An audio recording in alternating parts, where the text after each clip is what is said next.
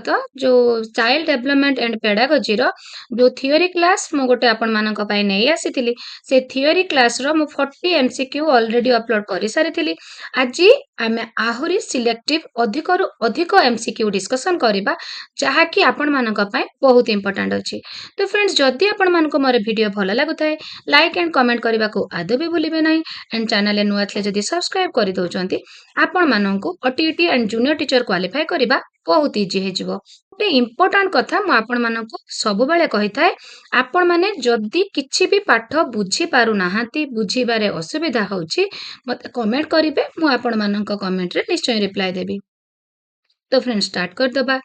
निम्नलिखित मध्यरु केउटी विकासर नियम अंतर्भुक्त। तो विकासर नियम गुड़िक आमे विविडली डिस्कशन करथिले थियोरी क्लास रे। जो माने भी मोर थियोरी क्लास देखि नाहंती एंड आज नुआ वीडियो देखुचंती तो से माने आपण माने जाई कि चैनल रे थियोरी क्लास टी देखि पारिबे।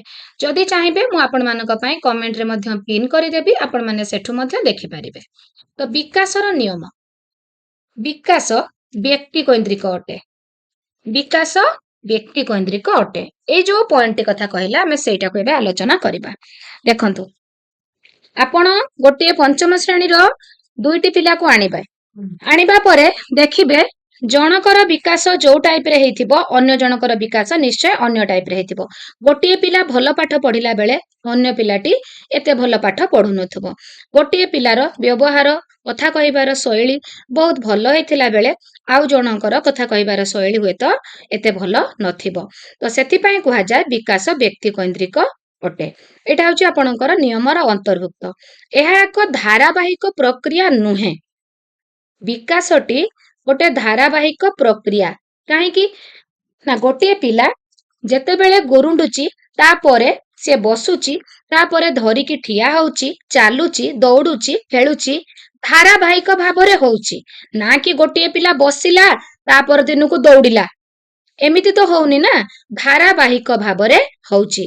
प्रथमे बसुची तापरे ठिया होउची चालुची दौडुची धारावाहिक भाबरे होउची किंतु एठी कहला धारावाहिक प्रक्रिया नुहे। तो एटा आपनकर आंसर टी भूल अछि। तो हमर आंसर हे जिवो विकास व्यक्ति केंद्रिक अटे। एटा हमर ठीक आंसर। नेक्स्ट क्वेश्चन को जिबा। निम्नलिखित मध्यरु केउटी व्यक्तिगत प्रभेदर श्रेणीभुक्त नुहे। यौवन प्राप्त उच्चता प्रभेद लिखन शैली उपरोक्त मध्यरु केउटी नुहे।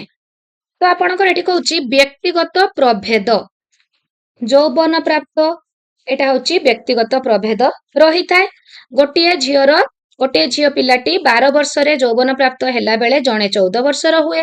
तो व्यक्तिगत प्रभेद श्रेणीभुक्त एटा। उच्चतार प्रभेद गोटे दुईटी समान बयसर पिला गोटे पिलार उच्चता लंबा हैला बेले आउ जणे कम लंबा हैताए। तो सेटा मध्य उच्चतार प्रभेद मध्य आपणकर व्यक्तिगत प्रभेदर श्रेणीभुक्त अटे। लिखन शैली मध्य पिला मानकर व्यक्तिगत प्रभेद श्रेणीभुक्त निश्चय हैताए। गोटे पिलार बहुत सुंदर अक्षर हैला बेले गोटे पिलार सुंदर लिखन शैली होई न थाए। तो सेति पय आंसर हे जिवो उपरोक्त मध्यरु केउटी नुहे। केउ पर्याय रे विकासर वेग द्रुत होइथाए। द्रुत शैशवावस्था प्राकैशोरावस्था कैशोरावस्था प्रौढ़ावस्था। तो विकासर वेगटी सबुटु अधिक थाए केतेबेले फ्रेंड्स शैशवावस्था रे। निम्नलिखित मध्यरु केउटी विकास सह संपर्कित अटे। टाइप करिबा साइकेल चलाइबा चित्र आंकिबा उपरोक्त समस्त। तो फ्रेंड्स एटी सबु गुडी करे देखंतु विकास सह संपर्कित अछि। तो केवल सेति पय हमर आंसर हे जिवो उपरोक्त समस्त। जीवन रे केते वर्ष मध्य रे शिशुर अधिकांश गुण विकसित होय थाए। प्रथम 4 वर्ष मध्य रे प्रथम 5 वर्ष बयस मध्य रे प्रथम 6 वर्ष बयस मध्य रे प्रथम 7 वर्ष बयस मध्य रे। तो प्रथम 5 वर्ष बयस मध्य रे शिशुर अधिकांश गुण विकसित होय थाए। निम्नोक्त मध्यरु केउ उक्तिटी शारीरिक वृद्धि सहित संपर्कित। शारीरिक वृद्धि शिशु वयस्क व्यक्ति को उपयुक्त व्यवहार देखाउची। पिंधुथिबा पैंट सार्ट शिशु को छोट हेउची। शिशु कार्यटी को ठीक भाबे संपादन करुची। धारणा गुडी को ठीक भाबे बुझाउची। तो फ्रेंड्स एठी आपणकर देखंतु ए आपणकर रहिला शिशु वयस्क व्यक्ति को उपयुक्त व्यवहार देखाइबा, कार्यटी को संपादन करिबा, धारणा को ठीक भाबे बुझाउची, ए सब होची तार विकास सहित संपर्कित। किंतु पिंधुथिबा पैंट सार्ट शिशु को छोट हेउची, एटा होची तार शारीरिक वृद्धि सहित संपर्कित।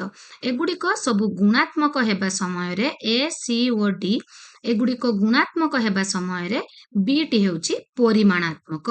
शिशु को पैंट सार्ट टी छोट होउची माने तार उच्चता और ओजन वृद्धि हेची, तो एटा होची शारीरिक वृद्धि संपर्कित।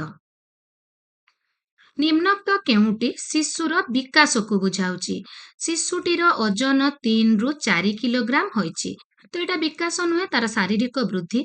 शिशुर उच्चता 2 फुट रु 3 फुट को बढ़ीची, एटा मध्य तार शारीरिक वृद्धि। शिशुटी गृह परिवेश सफार आवश्यकता बुझाउची। पिलाटीर हाथ पूर्व तुलन अधिक लंब होइची, डीटी मध्य तार शारीरिक वृद्धि। किंतु शिशुटी गृह परिवेश सफार आवश्यकता बुझाउची, एहा शिशुर विकास को बुझाउची। 6 रु 12 वर्ष बयस को निम्नोक्त केउ अवस्था कहा जाए? आद्य बाल्यावस्था, शेष बाल्यावस्था, शैशवावस्था, प्राकैशोरावस्था। तो आपणकर 6 रु 12 वर्ष बयस को शेष बाल्यावस्था कहती। 3 रु 6 आद्य बाल्यावस्था, 6 रु 10-12 वर्ष होची शेष बाल्यावस्था। तो आंसर हे गला आपणकर 54 बी शेष बाल्यावस्था। पियाजेଙ୍କ मतानुଯାୟୀ मूर्त स्तर रे केउ शिक्षार्थी मानकर बौद्धिक विकास घटी थाए। आमे लास्ट क्लास रे आपणकर पियाजेटको थियोरी रो विविडली डिस्कशन करिबा। शारीरिक जो पिलाकर शारीरिक विकास, आवेगिक विकास, सामाजिक विकास, बौद्धिक नैतिक सब जो पढ़िबा, बौद्धिक विकास स्तर रे पिला आपणकर पियाजेटकर थियोरी विषय रे आमे विविडली डिस्कशन करिबा। तो मूर्त स्तर रे शिक्षार्थींकर बौद्धिक विकास प्राक प्राथमिक, प्राथमिक, उच्च माध्यमिक, उपरोक्त समस्त।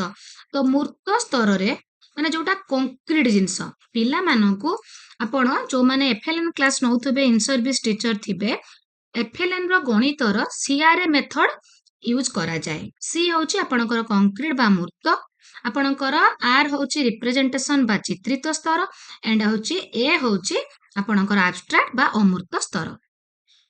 तो पियाजेଙ୍କ मत अनुଯାୟୀ 6 रु 11 वर्ष बयस पर्यंत पिलांकु मूर्त स्तर रे बौद्धिक विकास घटी थाए। माने सेमानंकु कंक्रीट जिंस देखैकी, प्रैक्टिकल जिंस देखैकी पिला मानंकु पाठ पढ़ा जाए। किंतु 11 परे 12 वर्ष बेलकु पिला मानंकु आपण अमूर्त स्तर रे शिक्षा दान देई पारिबे। तो जेहेतु एठी आमे कहिले 6 रु 11 वर्ष कथा कहूचे, तो सेति पई सेटा होची प्राथमिक। प्राथमिक मूर्त स्तर रे केउ शिक्षार्थी मानकु? प्राथमिक शिक्षार्थी मानकु प्राथमिक विद्यालय जोटा आपनकर प्रथम रु पंचम सेमानकु मूर्त स्तर रे धारणा दिया जाए। जणे शिक्षक प्रथम श्रेणी रे पढ़ाइबा समय रे दृष्ट लिखन उपरे अधिक गुरुत्व दियंती। पिलाटी दृष्ट लिखन करूची, देखुची, लेखुची। श्रुत लिखन रे पिलाटी सुने, लेखे। तो एठी दृष्ट लिखन, देखुची, लेखुची। केउ प्रकार विकास को लक्ष्य करी एहा करिथांती? मानसिक, स्नायविक, पेशीय, बौद्धिक, आवेगिक। तो फ्रेंड्स स्नायविक, पेशीय विकास संबंधी केउ उक्तिटी ठीक? पुआ मानक क्षेत्र रे 20 रु 22 वर्ष परे आउ विकास घटे नाही। आपणकर वृद्धिटी आउ हुए नाही, किंतु विकासटी मृत्यु पर्यंत हुए। तो आपणकर ए उक्तिटी भूल अछि। परिपक्वन रे विकासर अंत घटे, एटा मध्य भूल अछि। मेच्योरिटी आसीगला परे विकासर अंत आदौ भी घटे नाही। 40 वर्ष परे विकासर ह्रास घटी थाए, आपणकर मृत्यु पर्यंत विकास घटी थाए। ए विकास संबंधी डी उक्तिटी ठीक। विकासर केउ अवस्था रे शिशु निज कार्य प्रति अन्य मानकर दृष्टि आकर्षण करने को चेष्टा करिथाए?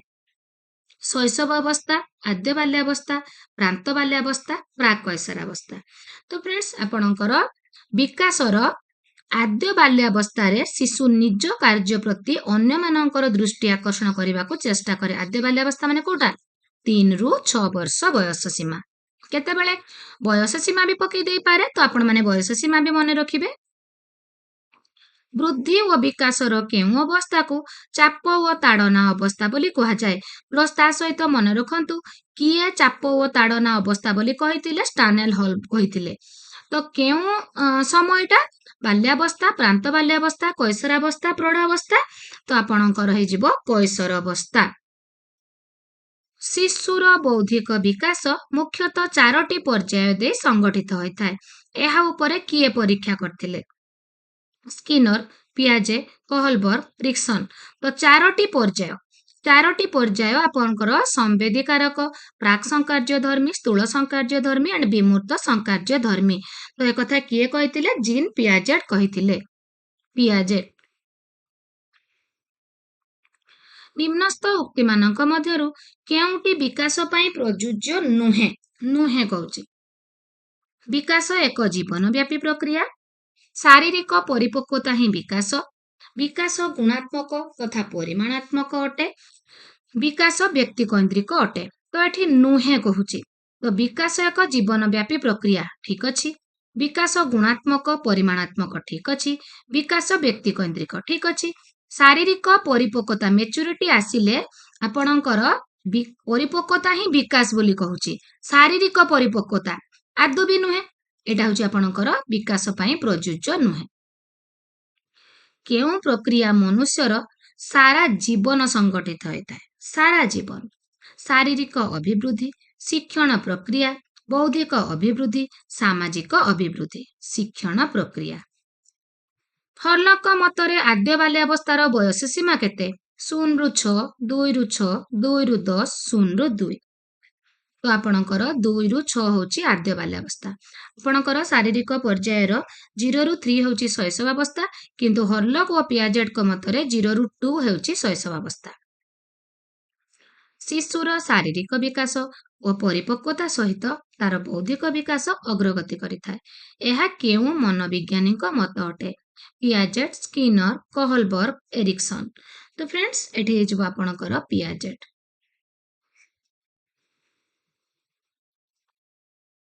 ନିମ୍ନୋକ୍ତ ମଧ୍ୟରୁ କେଉଁଟି ବିକାଶ ପାଇଁ ପ୍ରଯୁଜ୍ୟ ଅଟେ?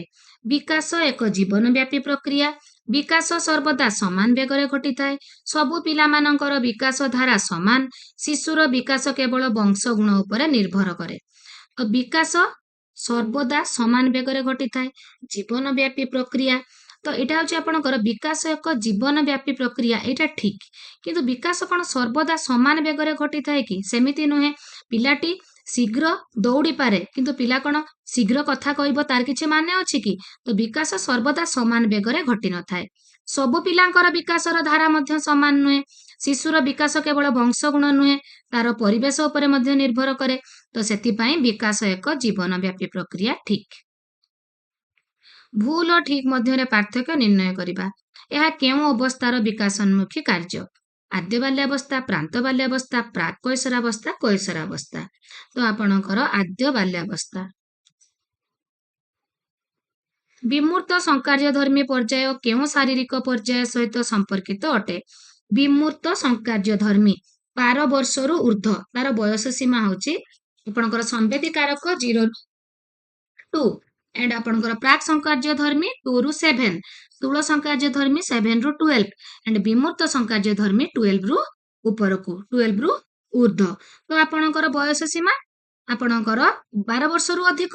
ତ ଶାରୀରିକ ପର୍ଯ୍ୟାୟର ପର୍ଯ୍ୟାୟ ହଉଛି କୈଶୋରାବସ୍ଥା। କେଉଁ ଅବସ୍ଥାରେ ପିଲାଟିଏ ଲିଙ୍ଗଭିତ୍ତିକ ସାମାଜିକ କାର୍ଯ୍ୟ ଆରମ୍ଭ କରିଥାଏ? ଆଦ୍ୟ ବାଲ୍ୟାବସ୍ଥା, ପ୍ରାନ୍ତ ବାଲ୍ୟାବସ୍ଥା, ପ୍ରାକ୍ କୈଶୋରାବସ୍ଥା, କୈଶୋରାବସ୍ଥା। ପ୍ରାନ୍ତ ବାଲ୍ୟାବସ୍ଥା। ହାରାହାରି କେତେ ବୟସ ପର୍ଯ୍ୟନ୍ତ ସମୟକୁ ପ୍ରାକ୍ ସଂକାର୍ଯ୍ୟଧର୍ମୀ ପର୍ଯ୍ୟାୟ କୁହାଯାଏ? ଜନ୍ମଠାରୁ 2 ବର୍ଷ, 2 ରୁ 7 ବର୍ଷ, 7 ରୁ 12 ବର୍ଷ, 12 ବର୍ଷରୁ ଉର୍ଦ୍ଧ୍ୱ। ହାରାହାରି କେତେ ବୟସ ପର୍ଯ୍ୟନ୍ତ ସମୟକୁ ପ୍ରାକ୍ ସଂକାର୍ଯ୍ୟଧର୍ମୀ? ଏବେ କହିଲି। ଜନ୍ମରୁ 2 ବର୍ଷ ସମ୍ବେଦୀକାରକ, 2 ରୁ 7 ବର୍ଷ ପ୍ରାକ୍ ସଂକାର୍ଯ୍ୟଧର୍ମୀ, 7 ରୁ 12 ସ୍ଥୂଳ ସଂକାର୍ଯ୍ୟଧର୍ମୀ, 12 ରୁ ଉର୍ଦ୍ଧ୍ୱ ବିମୂର୍ତ୍ତ ସଂକାର୍ଯ୍ୟଧର୍ମୀ। ତ ପ୍ରାକ୍ ସଂକାର୍ଯ୍ୟଧର୍ମୀ 2 ରୁ 7 ବର୍ଷ। ଉଭୟ ଲିଙ୍ଗର ସମବୟସ୍କମାନଙ୍କ ସହ ନୂତନ ଓ ପରିପକ୍ୱ ସମ୍ପର୍କ ସ୍ଥାପନ କରିବା କେଉଁ ଅବସ୍ଥାର ବିକାଶୋନ୍ମୁଖୀ କାର୍ଯ୍ୟ? आद्य बाल्यावस्था प्रांत बाल्यावस्था प्राक कैशोरावस्था कैशोरावस्था तो आपणकर प्राक कैशोरावस्था हर्लक मतरे 2 ରୁ 6 वर्ष बयस को केउं अवस्था कहा जाए शैशवावस्था आद्य बाल्यावस्था प्रांत बाल्यावस्था प्राक कैशोरावस्था तो फ्रेंड्स आपणकर आद्य बाल्यावस्था 2 ରୁ 6 निम्नोक्त केउं अवस्थारे शिशुर बौद्धिक विकास तार इंद्रियानुभूति उपरे पर्यवेसित होता है शैशवावस्था आद्य बाल्यावस्था प्राक बाल्यावस्था कैशोरावस्था तो इंद्रियानुभूति होची शैशवावस्था शैशवावस्था पिलार इंद्रियानुभूति उपरे तार बौद्धिक विकास पर्यवेसित जोटा संवेदिकारक पर्याय 0 ରୁ 2 आम इम्पोर्टाट क्वेश्चन गुड़िक डिस्कसन करदेले या परे मु नेक्स्ट आपण मानक पई पुणी इंटरेस्टिंग क्लास नहीं आसीबी जदि आपणकर क्वेश्चन बुझीबारे किछि भी डाउट थाए ताले मते संगे संग कमेंट करिवे एंड जदि वीडियो भलो लागु थाए ताले मते कमेंट करिवे आज पई एतिकी टेक केयर।